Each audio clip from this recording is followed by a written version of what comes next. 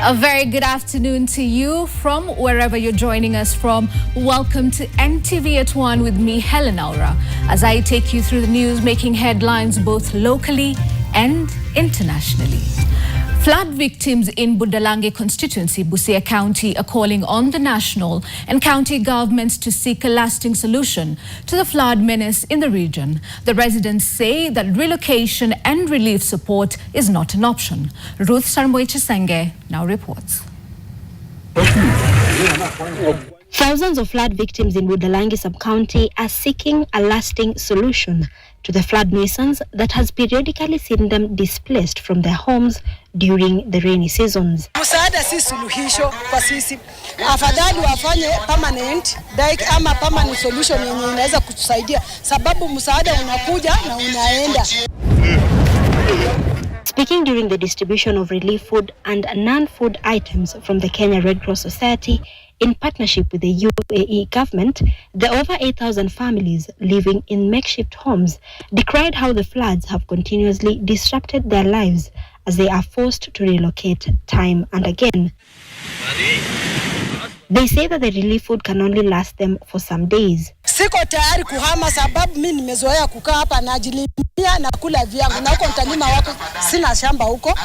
Viongozi wetu natakana wachukue majukumu ya haraka kwa sababu hii chakula ni ya leo na kesho, lakini kesho kutwa haitakuwepo. Tunazoea mambo msaada, mashamba yetu yako, tunaweza lima chakula chetu tukapata chakula.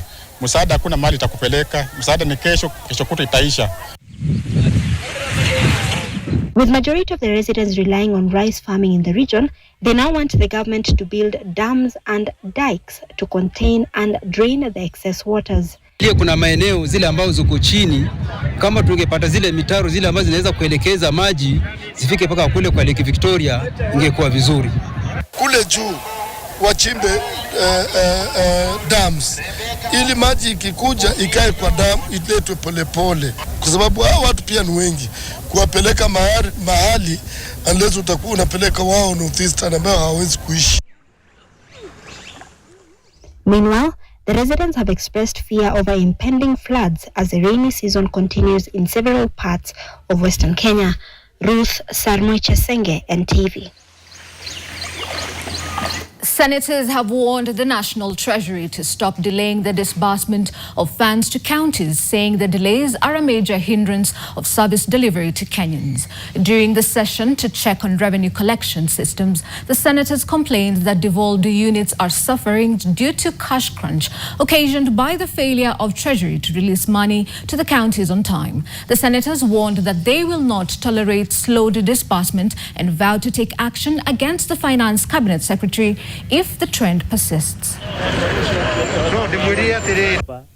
Designation under the law. I wanted the Secretary to take note of that. Are they in order? And is but maybe as a place so that I can make a ruling. No, I will see on. Attended. It's been the agenda of today. Honorable Chair, We want to urge the Ministry of National Treasury under Article 219 of the Constitution, any money that has been appropriated by Parliament should be dispersed to counties with immediate effect. as we are seated here, we are informed that monies that were released are not being made use of by the counties because of those bureaucracies that are getting back at the office of the Controller of Budget. So what we want to appeal to the counties, we have passed the money.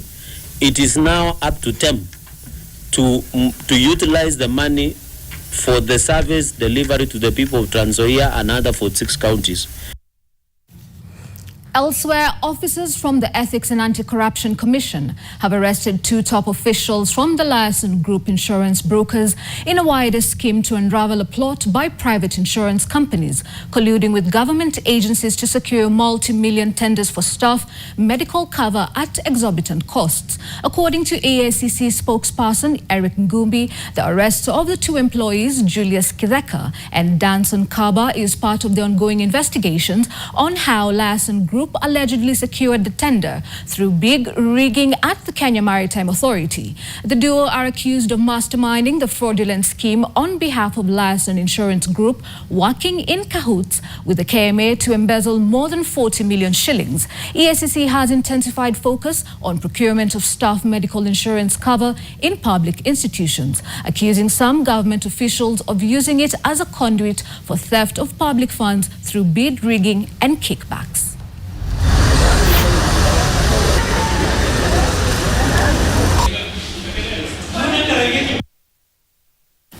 Sea turtles along Kenya's coast continue to face clawing threats such as poaching and pollution, which have continuously contributed to their population decline. Poachers often target them for their eggs and meat. Conservationists are now calling for a concerted efforts to save the endangered sea reptiles. Kevin Mutai has more.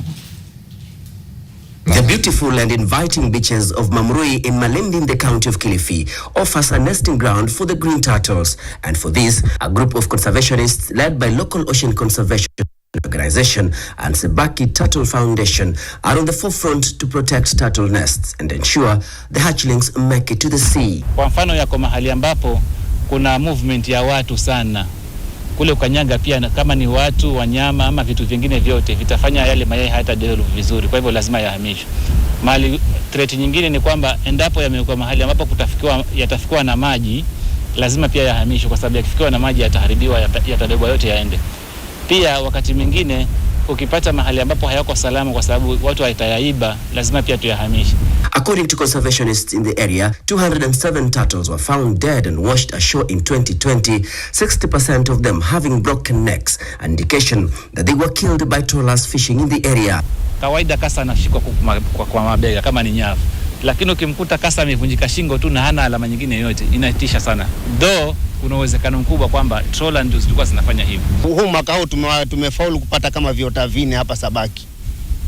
So kasa bado anapatikana, lakini wakati mwingine tunapata kasa ametolewa, amekufa, kuonekana kwamba kuna shida fulani huko. Nafikira ni trawlers wanafanya mpaka wanaua na wanaachilia, wanatoka kwa mfuo. Sea turtles throughout the world have severely reduced in number to historic levels. According to the World Conservation Union Red List of threatened species, persistent overexploitation, especially of adult females on nesting beaches, fertile fisheries interactions, and the widespread collection of eggs are largely responsible for the depleted status of all the sea turtle species. But poaching for the turtle meat is still a prevalent problem in the coast region, therefore becoming a threat to their already shrinking population. Changamoto ni kwamba wakipatikana wamekuja kutaga mayai ni kwamba wanaliwa. Na wavuvi wengine hata watembezi wa huku baharini wanawakula. Kwa Sabaki hatujawahi kushika kasa na neti, lakini tulikuwa tukitembea kwenda kama Rasi ya Ngome huko, Chishale huko tunapata kasa. Lakini mimi mwenyewe kwa sababu nilikuwa sijajua kuhifadhi kasa, nilishika kama mara mbili na mimi pia nilifanya mboga, lakini badala tu ya kupata mafunzo ya kuhusu kasa nimekuwa mwangalifu sana. Sitaki takuwa na mtu akichezea huyo mnyama. Out of the 7 species of sea turtles, 5 of them are found on Kenya's coastline, and to protect them, conservation groups are conducting regular patrols along the beaches, conducting beach cleaning exercises as part of the efforts to save the habitat from pollution. They are endangered on the IUCN Red List, which means that they are recognized globally as being a threatened species from extinction. So they have a protected status around the world. The trash has reduced, and it has reduced due to the collaboration between Kenya Wildlife Service and communities around, through the conservation education which we do and community meetings. There is need for community sensitization campaigns in order to save the green turtles from disappearing in Kenya's coast. Kevin Mutai, NTV in Mombasa. The Kibra community-based organization, in conjunction with area leadership, have joined the rest of the world to mark International AIDS Day, which takes place on the 1st of December each year. During the event held at DC grounds in Kibra, officials sensitized locals to use contraceptives during sexual intercourse to reduce chances of HIV infections within the community. This comes after World Health Organization's report 2024 indicates that HIV/AIDS still remains AIDS to be a major global public health issue, having claimed an estimated 42.3 million lives to date. The theme for this year's AIDS celebration is taking the right path.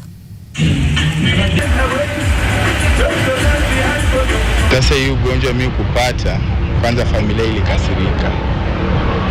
Walisema walinionya sana sikusikia.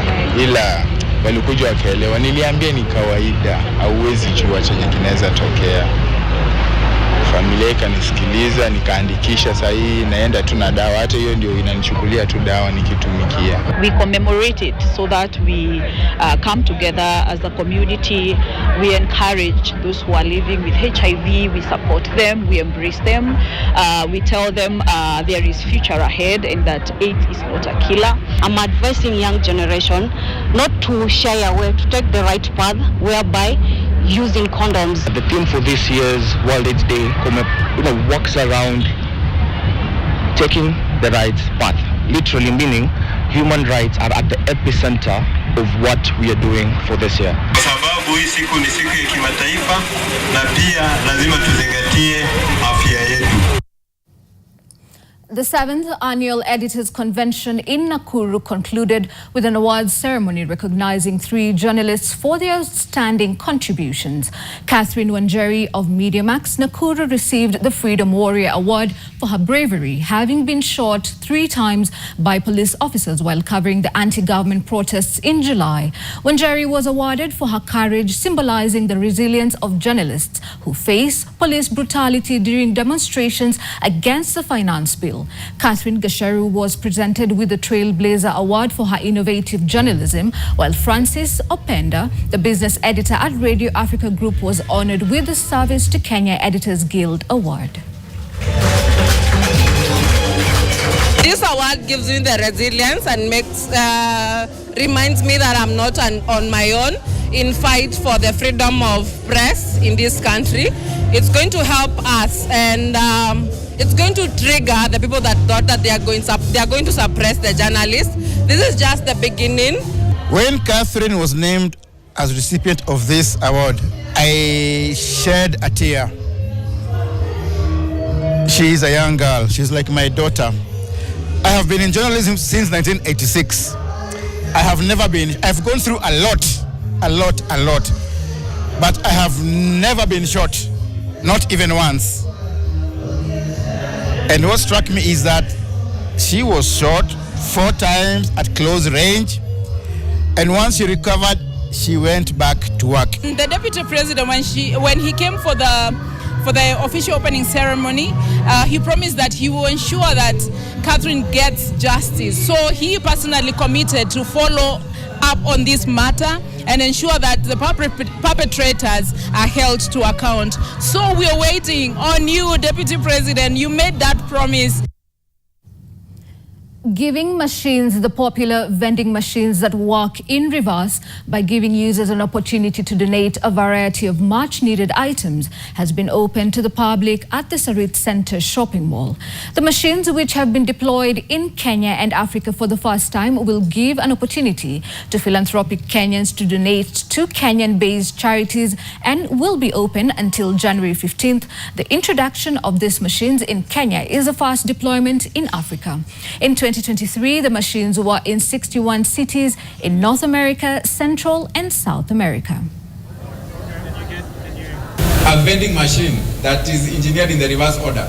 So instead of buying for yourself a candy or a can of soda, you actually have the opportunity to give, to donate something, to buy something for someone else. This is an annual event, so this is not the last time. So next year, the giving machine will still be here. Now, whether there'll be a Sarit Center or any other mall, I cannot tell at this point in time. The church every year has this wonderful initiative called Light the World, where our hope is, we know that Jesus, our Savior, is the light of the world. He's invited us to uphold that light. And so we try to do this every day, but particularly around the Christmas season, we love to have this initiative where we give everyone an opportunity to be a light to others and to be a light to the world and to light the world by giving.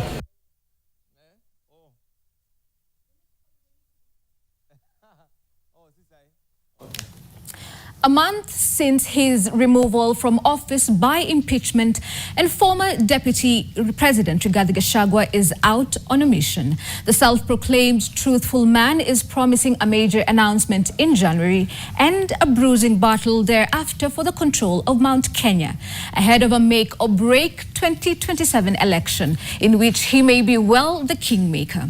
Tonight, we sit down with the former leader in an exclusive interview on his predicament and why the way forward. Remember, it is just a few days ago that leaders allied to him claimed that there was an attempt on Gachagua's life after a scuffle in Bibirioni, Limuru earlier in the week. He will be speaking to our Ibrahim Karanja from 7 p.m. The hashtag for that conversation is #Gachagua on NTV.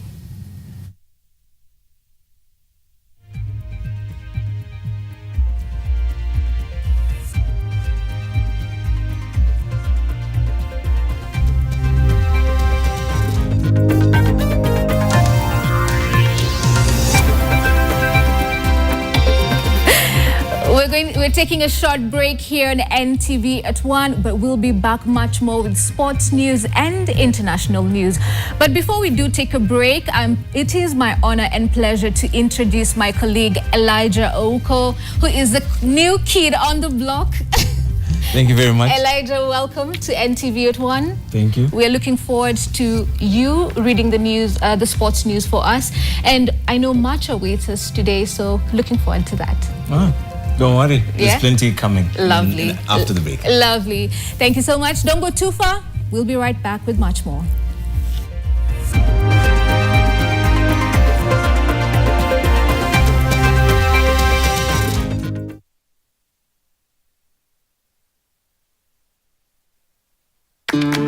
I'll have the usual on the rocks, double. Your profile says you don't drink. How? And I miss out on the silky refreshing test? For real? For real. Well, in that case, I'll have whatever he's having. I drink responsibly. Knock knock. Who's there? Del. Del who? Del Monte. Real recognize real. No added sugar, no preservatives. 100% real fruit. The Financial Reporting Fire Award is the most prestigious and coveted award in East Africa for financial reporting. The award is aimed at promoting excellence in financial reporting through enhancing accountability, transparency, and integrity. The Fire Award Conference will be held on December 5th, 2024 at the Serena Hotel, and the gala dinner held on December 6th, 2024 at the Safari Park Hotel.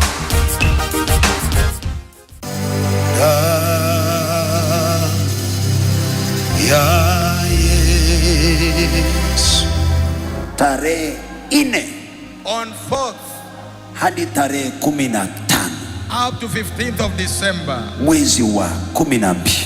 Mungu anatupa nguvu kupitia kwa damu na mwili wa mwanawe.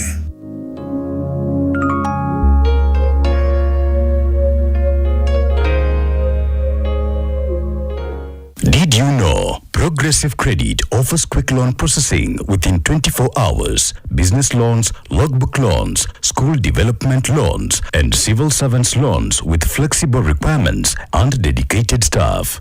Contact us today on 0700-600-900. Progressive Credit, taking every step with you. Regulated by the Central Bank of Kenya.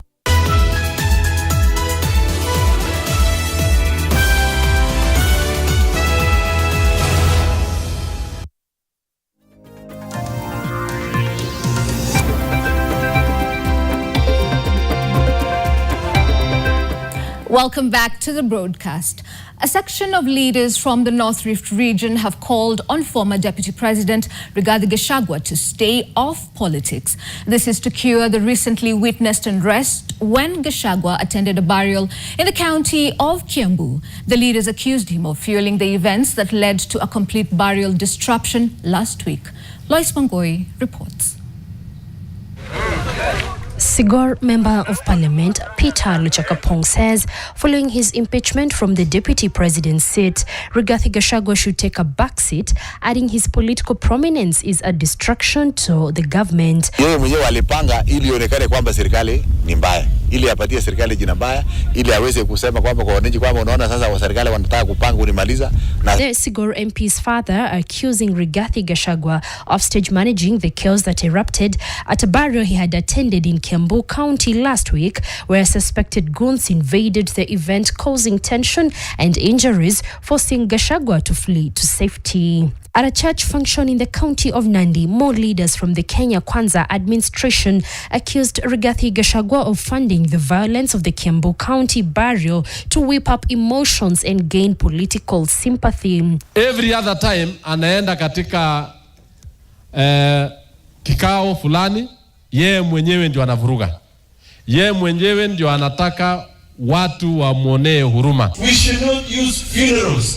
We should not use events like the other one which was organized by a musician in that part of Mount Kenya to disturb functions because of political expediency. In his response after the attack, the former second-in-command Gachagua accused the government of orchestrating the violence, a threat to his security, saying the goons were hired to attack him and interrupt the function. Lois Wangoi, NTV. Onto some news making headlines across the border now. The death toll from a landslide in eastern Uganda triggered by heavy rain is expected to keep rising, with over 100 people reported missing. The landslide, which occurred on Wednesday in Budalangi district, buried dozens of homes across several villages approximately 300 kilometers east of the capital, Kampala. Villages once inhabited by homes and schools are now submerged in deep mud. Survivors mourned their missing loved ones as rescue workers searched the mud for survivors. In response to the disaster, the Ugandan government has urged citizens living in the landslide-prone region to relocate.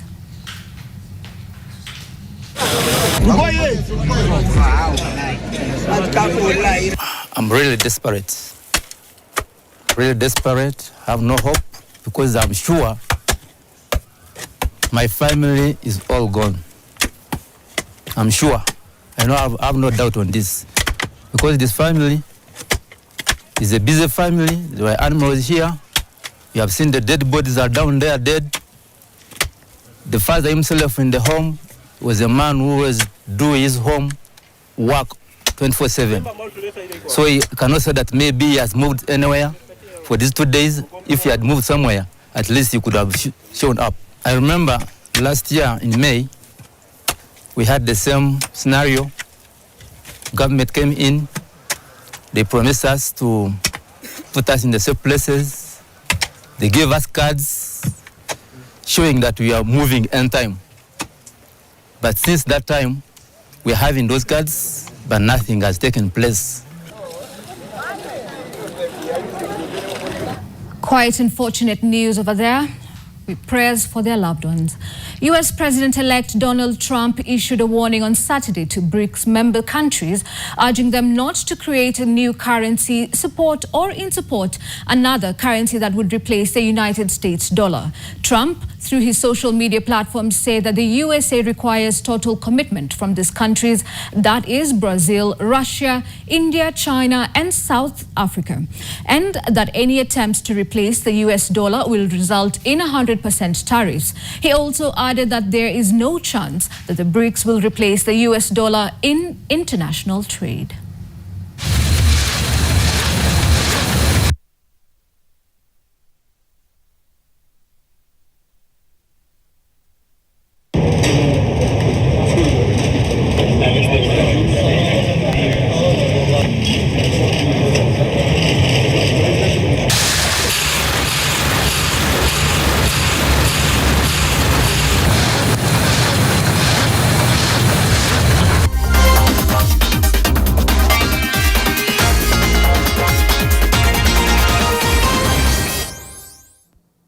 Thank you very much for staying tuned to NTV at 1. My name is Elijah Oko and welcome to your home of sport.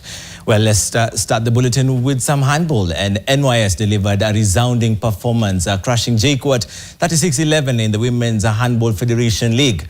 Precious Esther was the star of the show, putting on a masterclass with a remarkable 9 goals. This commanding victory marked NYS' 5th league game and their 4th triumph of the season. In the men's league, NYS narrowly missed out on victory, settling for a dramatic 21-21 draw against JKUAT. Elsewhere, Disa University edged out Hammers in a nail-biting contest, clinching a hard-fought 34-30 win. Equity Bank displayed sheer dominance, overpowering Thika 40-21 in an electrifying encounter. Meanwhile, Ashton Situma was in incredible form, netting 6 crucial goals to propel Strathmore University to a commanding 26-13 victory over Young City. First instruction I gave my players is not to underrate any team, because majority of the games, some of the players usually underrate the underperforming team, and that is always risky for the performance of the team. Okay, before niingia game, the game was like ilikuwa na pressure mingi. So venye niliingia ndani, at least hiyo pressure ikacool. Venye niliscore like 1-2 scores, then pressure ikacool. We didn't play as we expected. Some of our team members lost hope on how we are supposed to play. Yeah, and some of them were missing today, so that made our morale to be a bit down. So we didn't play as we expected to play.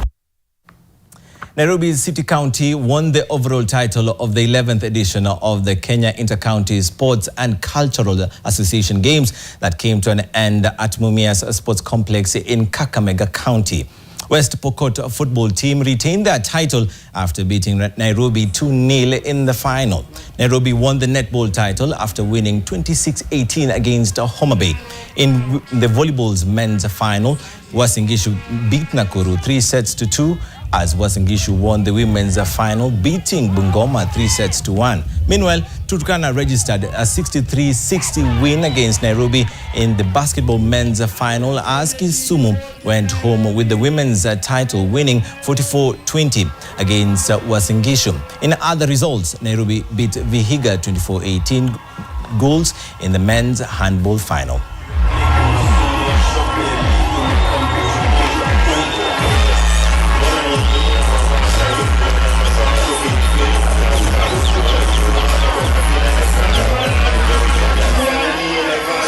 And in the Sakaja Cup, Shauri Moyo United beat Kiambu Warriors 8-7 through penalty kickouts in the Kamkunji sub-county final of the second edition of the Sakaja Super Cup.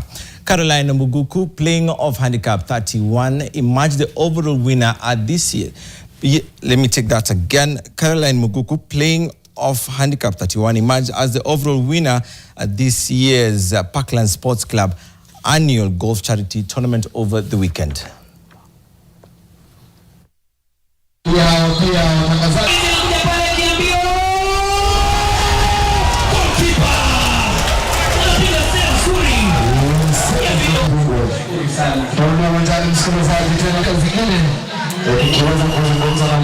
Ukiangalia hata timu ambazo zinacheza zimefika hapa hii finali, ni ukiangalia ni vijana wadogo. Hiyo ukiangalia mechi ya kwanza Baghdad na Black Stars, ukiangalia ya pili Makadara na Kick Off to Hope. Kick Off to Hope ni academy. Ukiona wameshafika place kama hii, ni watu ambao ni vijana wadogo wanakuja, ni upcoming, kwa sababu tournament ilikuwa ni kukuza talanta ya wachezaji.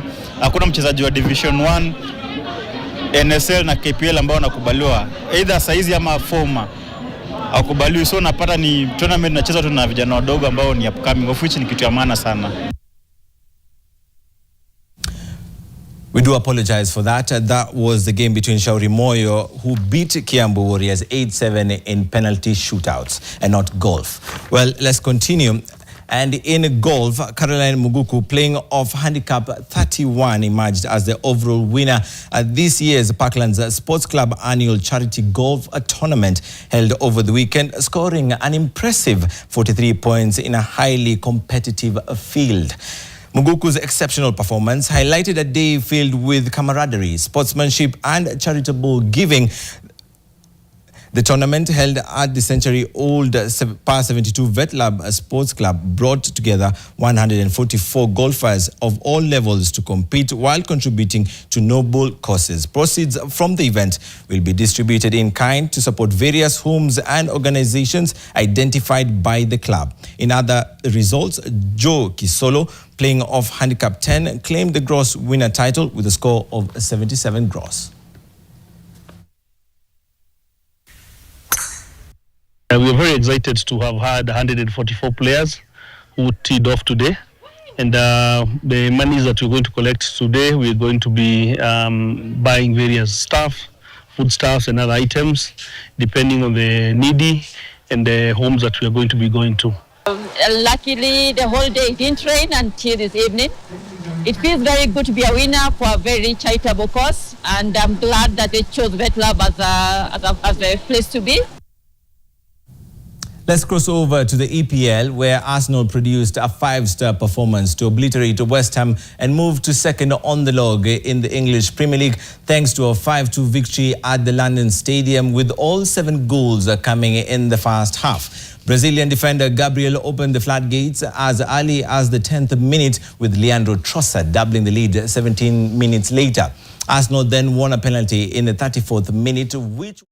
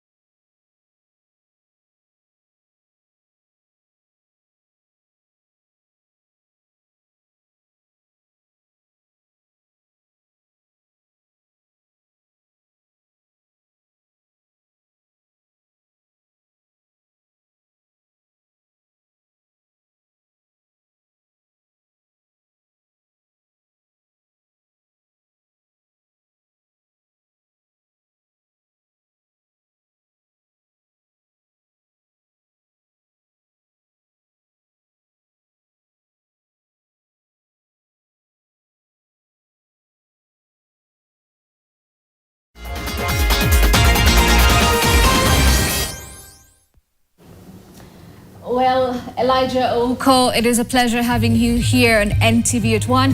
And this is his debut, so moving forward, you will be seeing Elijah and I here on NTV at 1. And Elijah, I must say something. Messages have already started streaming in asking me, Helen, who is your new co-host? Elijah Oko is the name. Thank you for keeping us company here on NTV at 1. My name is Hellen Aura. My name is Elijah Oko. Do enjoy the rest of your viewing and see you next Sunday.